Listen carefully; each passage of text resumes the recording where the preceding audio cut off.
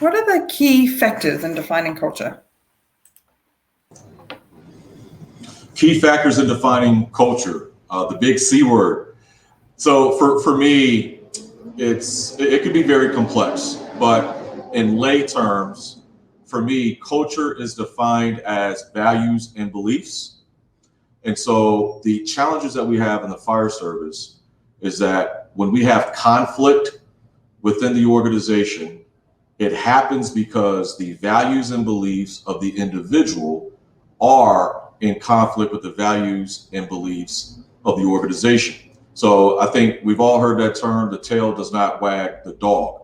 So going back to the necessity to have proactive and engaged leadership, if there's conflict in the organization between the individual's values and beliefs and that of the organization, who must change? Should the individual change or should the organization change? And I think the answer to that question is simple.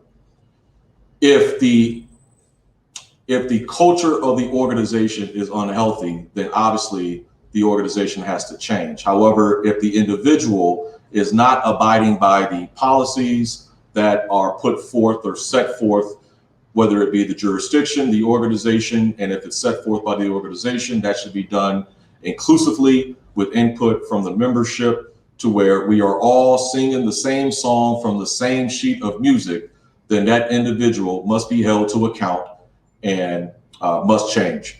So values and beliefs, to me, define culture, but you can't have a conversation about culture without first talking about climate.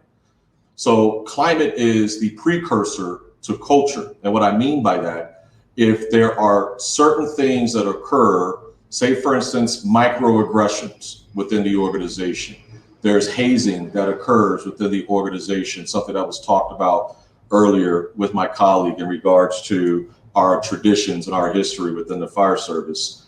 If those issues are not addressed, it impacts the current climate, which then has a negative long-term impact on the organization's culture. And so as leadership of the organization, as leadership in the fire service, we must lead the charge. Change starts with whoever is sitting in the seat as the chief of the department to ensure that expectations are clear, expectations are concise, and expectations are consistently communicated. For me, walking in the door here in Oakland and having a face-to-face interaction with all of our members on all three of our shifts was critically important. I wanted to do it in a week, but it took me 2 months. But that sense of accomplishment, not from checking a box, but being able to stand in front of the men and women that I serve as the chief.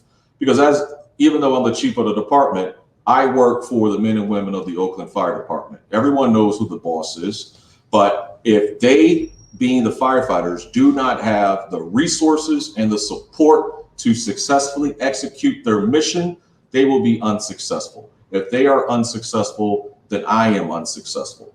So culture defined by values and beliefs, we have to keep an eye on the climate. That's one of the main reasons why walking in the door, we conducted a climate study to get a pulse and an understanding of where we were as an organization on a multitude of different topics.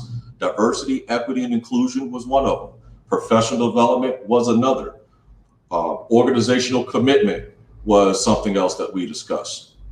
But if there is an absence of leadership within the organization, then the tail wags the dog. When the chief of the department, when he or she is consistently engaging the men and women, asking what it is that is important to you, because that was one of the main questions that we talked about as I traveled throughout all of our stations throughout the city and talked to roughly 600 of our members. After I conveyed what my expectations were of them, I ended every single conversation by asking them, now you've heard what your expectations are from me. What are your expectations of me as the chief of the department? And so what I wanted to do is to get an understanding of the climate, and then also that's going to adequately or better prepare me to address the culture. because as a chief of the department, you can't make change within the organization or address culture unless you immerse yourself in it, the good, the bad, and the ugly.